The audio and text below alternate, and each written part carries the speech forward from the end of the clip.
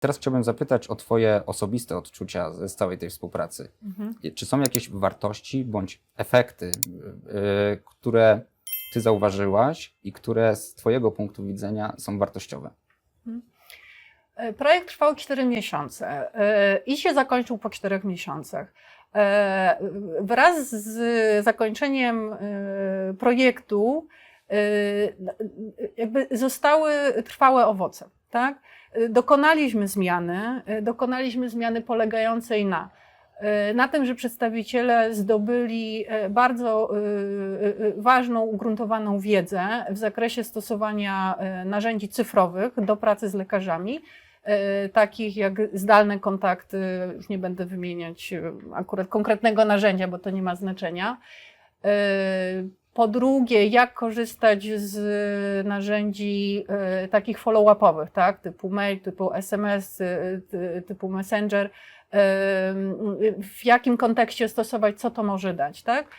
I to zostało, tak? Pomimo tego, że już projektu nie mamy, to praca z tymi narzędziami stała się codziennością ich i potrafią z tego korzystać. To jest jedna rzecz. Druga rzecz, w sytuacji izolacji i chociażby faktu, że nie jeździli na duże odległości, no to czas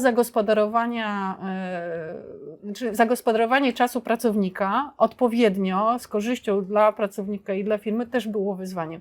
I tutaj wykorzystaliśmy ten czas pewnego zastopowania na uzupełnienie wiedzy dziedzinowej. No, jesteśmy w branży bardzo specjalistycznej, gdzie ta wiedza ekspercka ma ogromne znaczenie. Przedstawiciel musi być w jakimś sensie partnerem dla lekarza.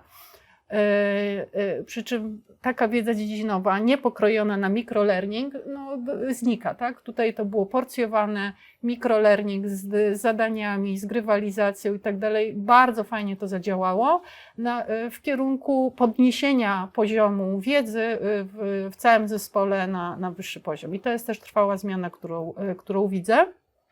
I ostatnia może rzecz, może ona nie jest trwała na teraz, tak? Bo już nie mamy takiej izolacji i tak dalej, ale wtedy bardzo nam pomogła. Przedstawiciele stworzyli dzięki aplikacji rodzaj community. Byli w kontakcie między sobą.